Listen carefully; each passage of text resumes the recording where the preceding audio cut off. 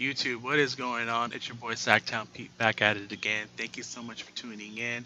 I hope you guys are all having a wonderful, great weekend. I know I am. It's been a chill weekend. Got my Sacramento Kings beanie on to keep my head warm. You already know them fall beanie vibes. Let's go ahead and get started with today's video. I want to start off by saying, welcoming back Rex Kellerman to the Sacramento area. For those of you who don't know, he's assistant coach with he was with the Clippers last season. Helped lead the Clippers to a defensive rating fifth overall in the league. He's been highly spoken of around the league. And just to let you guys know, if you guys don't remember, it's been a while, but he was a assistant coach his first stint with the Kings back in 2008, 2009, under Reggie Diaz's staff. So Reggie Diaz at the time was the main head coach, and he was the assistant to Reggie Diaz. So I remember Kevin Martin speaking highly of Rex, and he really enjoyed his presence while he played here with the Kings. I know Russell Westbrook is a big fan of Rex and still is. Speaks highly of him. So Rex, it's good to have you on board, man. This completes the Luke Walton coaching staff. It's set in stone. Luke Walton is the main coach, and he has his two hot top assistants out, and Rex and Alvin Gentry alongside him. So it's good to have him back, which leads me to my next topic. Now, this was a shocker to me, guys. This just came out of nowhere to me. It's a shocker in a good way because I always question who is going to be joining Doug Christie as the Sacramento Kings broadcaster.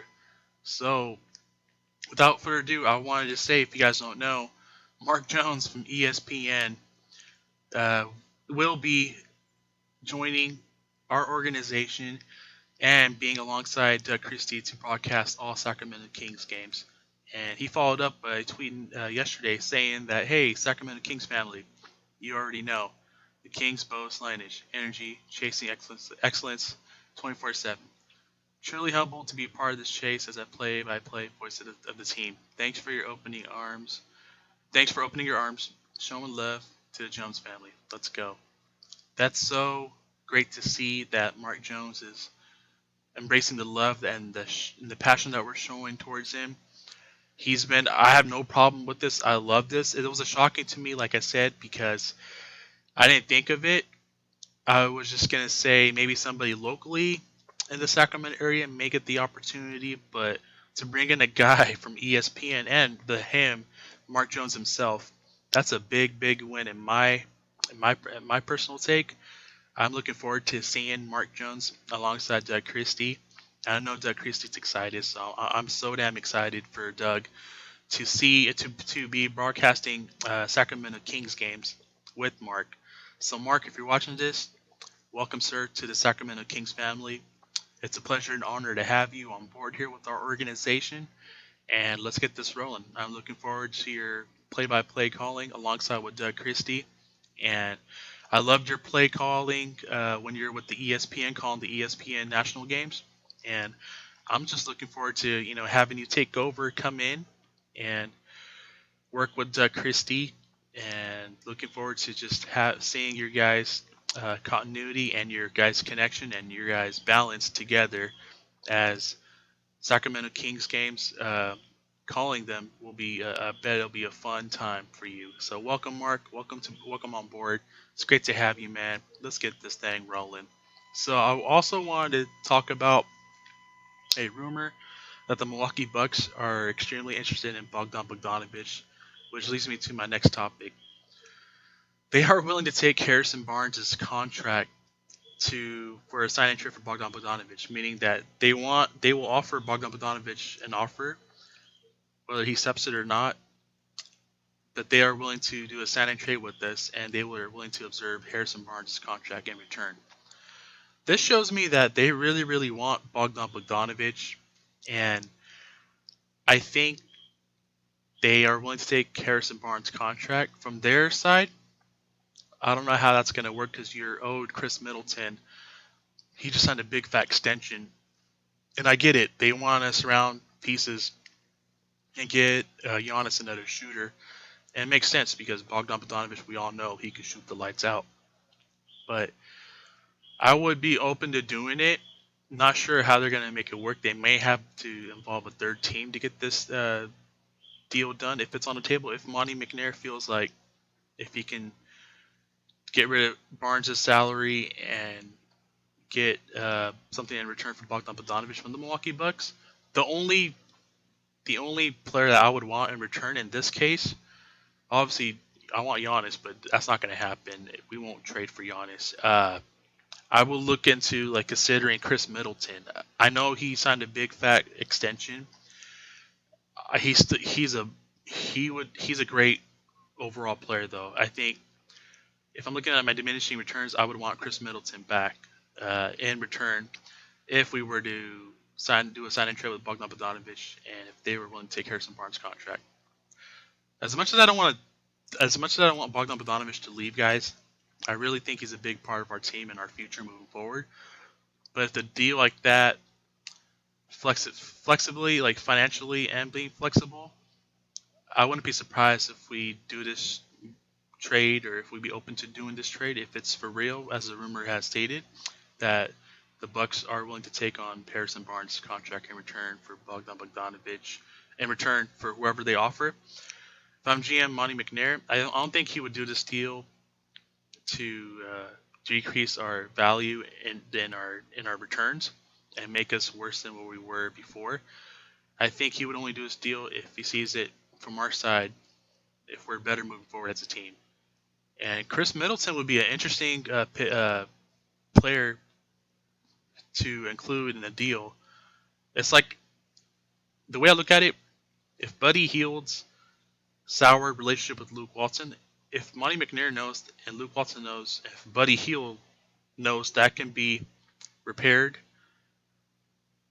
would you guys want to go with the lineup of Fox, Buddy Hield, Chris Middleton, Marvin Bagley, Rashad Holmes? Or would you guys want to keep Bogdanovic, keep Barnes, and possibly, if it's not repairable, Buddy Hield will be probably dealt with in a lineup of Fox, Bogdanovic, Barnes, Bagley, and Holmes? I'll be honest with you guys.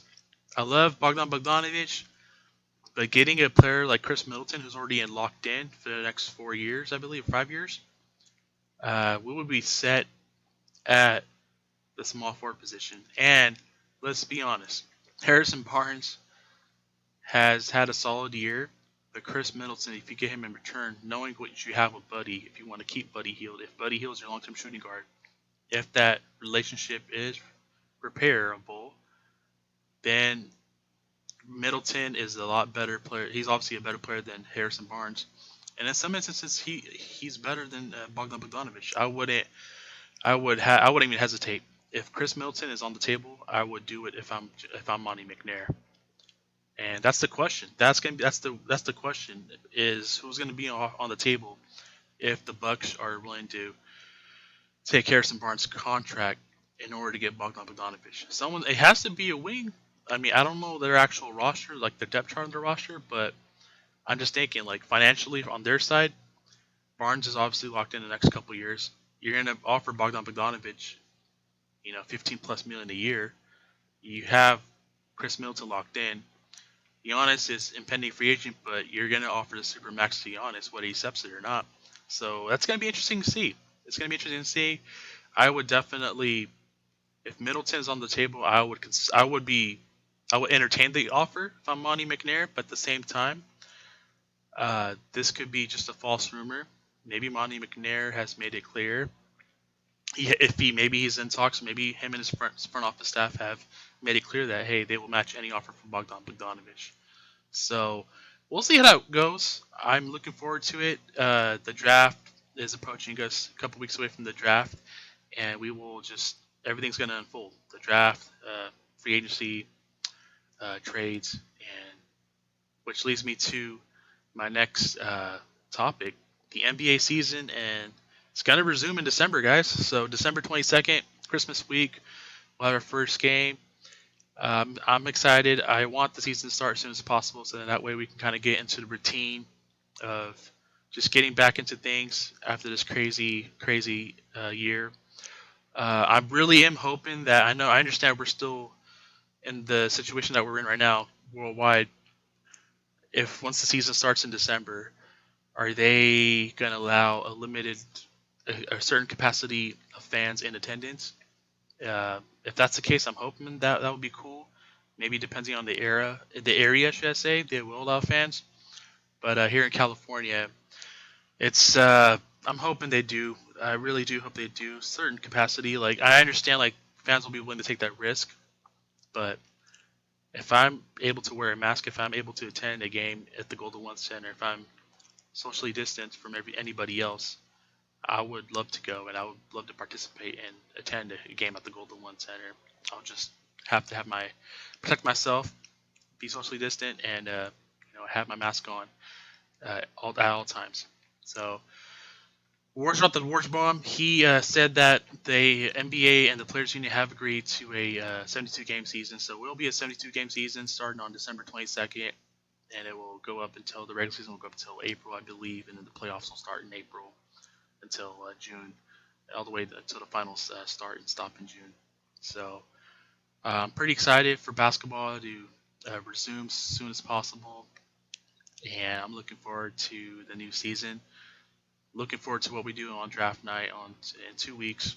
Whether we keep the pick or trade the pick, we'll see. It's gonna all unfold for us. And lastly, I just want to say, in case you guys didn't know, Jerry Reynolds has officially announced his retirement. I have nothing but great things to say to Mr. Reynolds. Thank you so much for your devoted time and commitment and effort towards the organization the last 35 plus years. It kind of breaks me. I really, really wish that we were a relevant and a valuable and consistent playoff caliber team uh, during these last 5 to 7 years.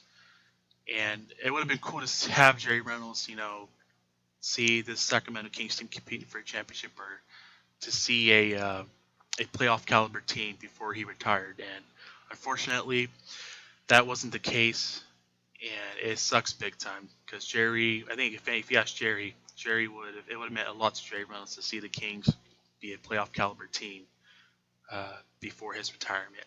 So thank you, Jerry Reynolds. Really, really enjoyed your time and your time calling the games. Your presence, just meeting you at the couple games that I've seen you at Arco or Golden One. You've always had a smile on your face. You've always been so cool and a super down to earth guy, man. I really wish you the best in your retirement. Stay safe, stay healthy, man. And I really do hope you get to see the Sacramento Kings become a playoff caliber team during your retirement. So that would be for you to enjoy, man. All right, guys. Well, that's going to do it for me. I appreciate you guys tuning in. Thank you so much. If you're new to my channel, welcome to my channel. Please hit the like and subscribe. I would really appreciate that. I've seen a lot of love and support the last month. It means a lot to me, guys. Thank you so much from my heart. Thank you, thank you, thank you. I will catch you guys in my next video. You guys take care. Have a great rest of your weekend. And stay safe, stay healthy, and God bless. I'll see you guys in my next video. Peace, guys.